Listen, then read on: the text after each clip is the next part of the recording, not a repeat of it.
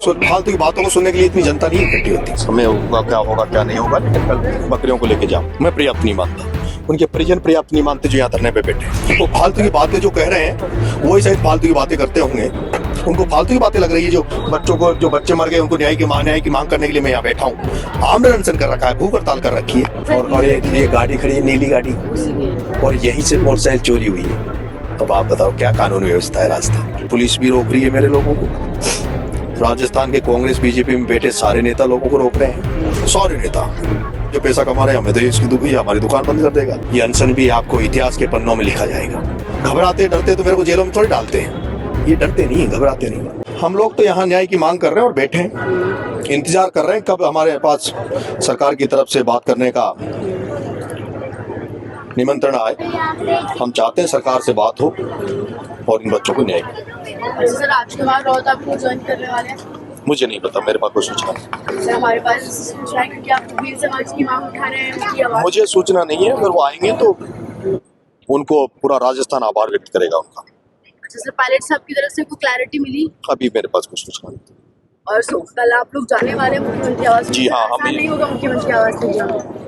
अब वो तो कल ही देखा जाएगा, समय होगा क्या नहीं होगा, लेकिन कल बकरियों को लेके जाऊँ। नरेश जी, राजस्थान में मंत्री है प्रधान देवासी जी, जो झालावाड़ से प्रदेश मंत्री भी है और प्रभारी मंत्री भी। उन्होंने कहा कि हमने मुआवजा दे दिया है और जो पीड़ित है उनके साथ व्यक्त करते हैं कि उनको जल्द न्याय मिलेगा, पर हमने मुआवजा दे दिया उनको, वो ऐसा बोल रहे हैं। हम पर्याप्त नहीं मानते, मैं पर्याप्त नहीं मानता।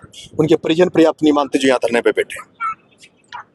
बोल रहे कि हमने, मैंने कहा ना, हम पर्याप्त नहीं मानते। उनके परिजन यहाँ बैठे हैं, पर्याप्त नहीं मानते। राजस्थान की जनता पर्याप्त नहीं मानती जो जनता यहाँ खड़ी है।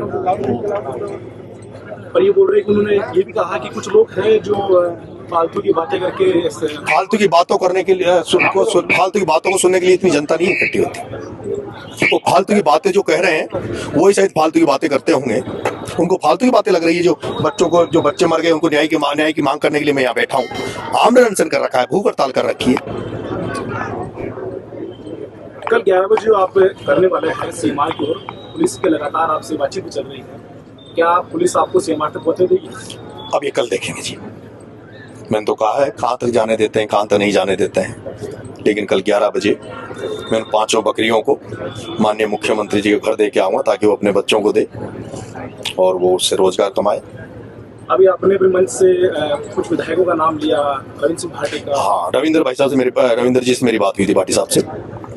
वो 1-2 दिन में हमारे बीच में आएंगे। वो मेरी रैली में भी आने वाले थे, वहाँ जो जनक्रांति यात्रा निकाल रहा था मैं, उसमें भी आ रहे थे, लेकिन जनक्रांति यात्रा बीच में रुक के ये झालावाड़ का हादसा हो गया था। नहीं तो वो उसमें आ रहे थे। वो डोंगरी बांध में भी मैं उनको लेके आ रहा था, उन्होंने हाँ कर दी थी। 27 तारीख को वो मेरे साथ डोंगरी बांध में भी जाने वाले थे। तो आएंगे, मेरे को लगता है अगर लंबा चलेगा तो वो आएंगे। एक वो मोटरसाइकिल चोरी हुई है हमारी। हाँ, पुलिस कमिश्नर के बाद आप जो अब आप बताओ, करना चल रहा है कहाँ से चोरी हुई है?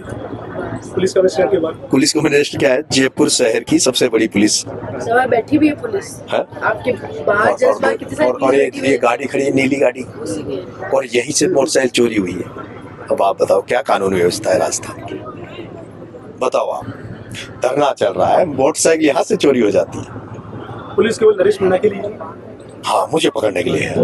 वो तो है ना, मेरे अभी लोगों को रोक रहे, मेरे को पुलिस भी रोक रही है, मेरे लोगों को। राजस्थान के कांग्रेस बीजेपी में बैठे सारे नेता लोगों को रोक रहे हैं। सारे नेता जो भ्रष्ट हैं, जो चोर हैं, कि अगर ये आज हम नंगा कर रहा है ये तो फिर कल हमारे पीछे पड़ जाएगा। ये तो हमारी जो भ्रष्टाचार से हम जो पैसा कमा रहे हैं, हमें तो हमारी दुकान बंद कर देगा।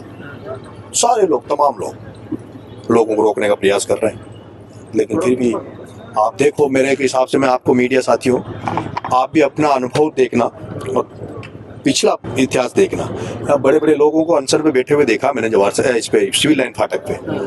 मुझे लगा, मैंने मंत्रियों को भी 10-20 लोग ही देते थे मैंने अनशन। या तो ये अनशन इस तरह का, या तो दिल्ली में अनशन, अन्ना हजारे का अनशन था, वो अनशन ऐसा चल रहा था, या किसान आंदोलन में जो दिल्ली में जो लोग बैठे थे वहाँ आंदोलन चल रहा था। और आप देखना कल देखना, ये जो अनशन है, ये अनशन भी आपको इतिहास के पन्नों में लिखा जाएगा। उम्मीद करता हूं कि आप मीडिया साथी साथ दें, लेकिन हमारे कोई छोटी मोटी गलती हो जाए तो माफ कर दिया करो। छोटी मोटी गलती, क्योंकि ये जिस पुण्य काम के लिए हम लगे हुए हैं, उस पुण्य काम के सामने, और काम जो आदमी करता है तो कहेंगे छोटी मोटा मिस्टेक हो ही जाती है। अब आप सब अपन मानवीय जीवन में है, तो हमारी कोई हो जाए तो उसको थोड़ा दबा दिया करो, अच्छी बात को सामने लाया करो। सर झालावाड़ से बीजेपी का दावा नेता है, तो क्या विपक्ष की वहाँ तो झालावाड़ में तो कल दुष्यंत वो वसुंधरा जी का लड़के का जन्मदिन है, शायद कल था या आने वाला है। नरेश कल था, कब था? हो गया उनका, नरेश धाकड़ हो गया दुष्यंत सिंह का हाँ गया जन्मदिन। कल निकला है। कल वसुंधरा जी के लड़के वहाँ के सांसद महारानी जी के महाराज बेटे का जन्मदिन था, और जन्मदिन पता है किसने मनाया? पिपलोदी के मरद बच्चों के परिजन तो यहाँ न्याय मांगने के लिए धरने पे बैठे हैं, और झालावाड़ का कलेक्टर और झालावाड़ का एसपी महाराज राजा महाराजा दुष्यंत सिंह का जन्मदिन मना रहे थे कल। कितना बड़ा दुर्भाग्य, सब संवेदनाएं मर गई। अब हालात ये है कि चलो नेताओं की संवेदनाएं मर जाए, पर अधिकारी इस तरह की हरकत करें। कलेक्टर एसपी इस दौर में जो वहां का मुद्दा पूरे राजस्थान में पूरे देश में चल रहा है, और वहां का कलेक्टर और एसपी जो दुष्यंत सिंह का जन्मदिन मना रहे हैं, वो भी घबराए हुए लग रहा है। कौन?